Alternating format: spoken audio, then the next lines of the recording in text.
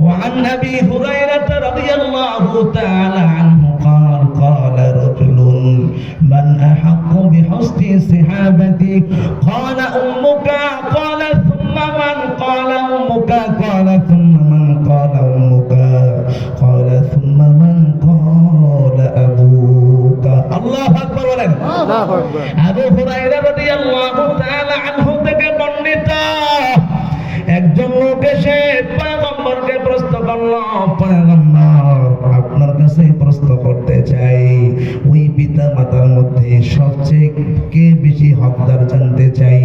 আমার পয়গম্বর কথা কোনো দিকে না ঘুরিয়ে সোজা বলে দিলেন, উম্মুকা তোমার মা। আল্লাহু আকবার। আবার প্রশ্ন করলেন, ক্বালা সুম্মা মান, তারপর কার খেদমত করব? পয়গম্বর বললেন, ক্বালা উম্মুকা তোমার মা। আবার প্রশ্ন করলেন, ক্বালা সুম্মা মান, তারপর কার খেদমত করব? আমার পয়গম্বর বললেন, ক্বালা উম্মুকা তোমার মা। এবার চতুর্থবার যখন প্রশ্ন করলেন, ক্বালা সুম্মা মান, তারপর কার খেদমত করব? আমার পয়গম্বর চতুর্থবার বললেন, ক্বালা আবুকা তোমার বাবার খেদমত করবা। মুসলমান মুহাদ্দিসিনে কেরাম বলেন, আল্লাহ রাসূল মা তাকিদ বোঝানোর জন্য আরো বারবার বলতেন, কিন্তু আমরা এতটুকু জানি কোন জিনিস যদি তিনবার একাধারে বলা হয় ওই জিনিসটা আমরা তাকিদ ভাবে বুঝে নেই, ঠিক কিনা বলেন? তার মানে ওই দৃষ্টি আবশ্যক, অবশ্যই অবশ্যই ওই দৃষ্টি গ্রহণযোগ্য, ওই দৃষ্টির দাম বেশি। এই জন্য পয়গম্বর আর বলেন না, তিনবারই বলেছেন।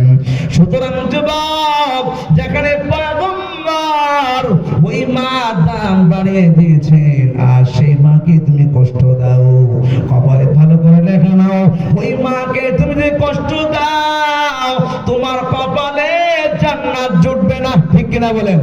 সুতরাং মুসলমান, আমরা যদি জান্নাত পেতে চাই পিতা মাতাকে সেবা করতে হবে, ঠিক কিনা বলেন? ও যুবক ভাইরা, আবার অনেকে বলে, হুজুর যদি আমার সেই পিতা মাতা আমাকে দিনের বাইরে কোনো অর্ডার করে, আমাকে দিনের বাইরে যেমন নামাজ পড়তে না করলো, ইসলাম ছাড়তে বললো, এই সমস্ত কিছু মানা যাবে না। মুসলমান আল্লাহ পাক আপনাদেরকে সেই কথাও বলে দিয়েছেন, ওয়া ইন জাহাদা